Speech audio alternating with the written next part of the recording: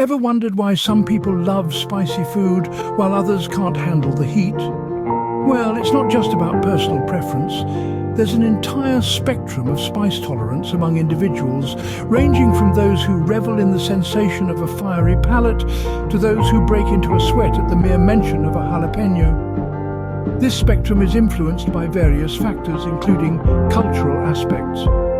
For instance, in regions like India and Mexico, where spicy foods are prevalent, the locals have a higher tolerance for spice. This is simply because they've been exposed to it from a young age. Now let's turn our attention to the culprit behind this heat: capsaicin. This compound, found in chili peppers, is what sets your mouth on fire when you bite into a spicy dish. It's a fascinating chemical that has a profound impact on our taste buds and our body's reaction to food. So, the burning question remains, why does capsaicin cause such a fiery reaction? To understand why some foods are spicy, we need to delve into the world of capsaicin. Capsaicin, my dear friends, is the chemical compound that lends a fiery punch to chili peppers. It's the invisible force that sets your tongue ablaze and makes your eyes water when you bite into a particularly feisty jalapeno. But where does this capsaicin come from, you ask? Well, it naturally occurs within the chili pepper, specifically in the placental tissue that holds the seeds, the heart of the pepper, if you will. Now let's talk about how capsaicin works, its fiery magic. You see, when you consume a chili pepper, capsaicin binds to the pain receptors in your mouth and throat. These receptors, known as TRPV1, are typically responsible for detecting heat. So when capsaicin latches onto these receptors, it tricks your brain into thinking you're in physical heat. It's as if you've just bitten into a burning coal. At least that's what your brain believes. And what does your body do when it thinks it's on fire? It reacts.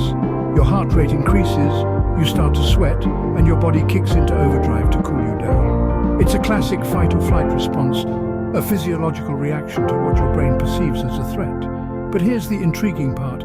Capsaicin doesn't actually cause any physical harm. It's all an illusion, a grand performance by this crafty compound. It's like a culinary magic trick, a sleight of hand that convinces your body it's in danger when it's really not. This brings us to a fascinating question.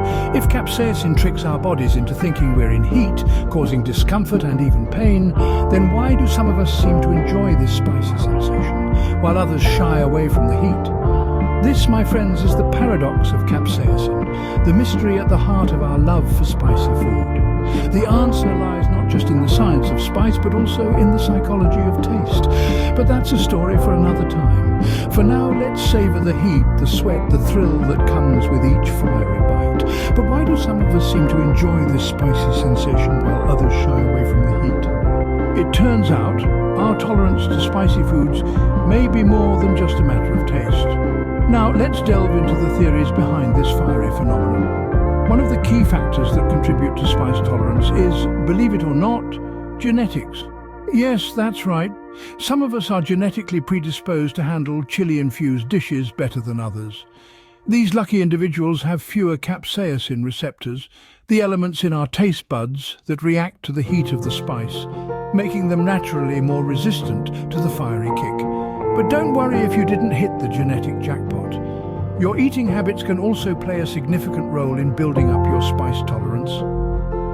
Regular exposure to capsaicin, the compound that gives chili peppers their heat, can lead to desensitization over time. It's a bit like training for a marathon. The more you expose yourself to the heat, the better your body becomes at handling it. Imagine this. Each time you dig into a spicy dish, you're essentially training your taste buds to become more resilient.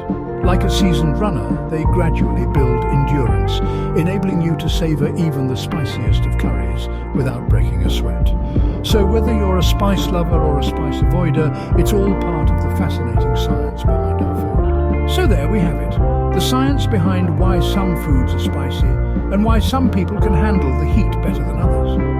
We've journeyed through the spice spectrum, learned about capsaicin's fiery role, and delved into the physiological response it triggers. We've also explored why some of us can tolerate a scorching vindaloo, while others struggle with a mild salsa. So, the next time you're tucking into a spicy meal, remember it's not just about the heat, it's about the science too.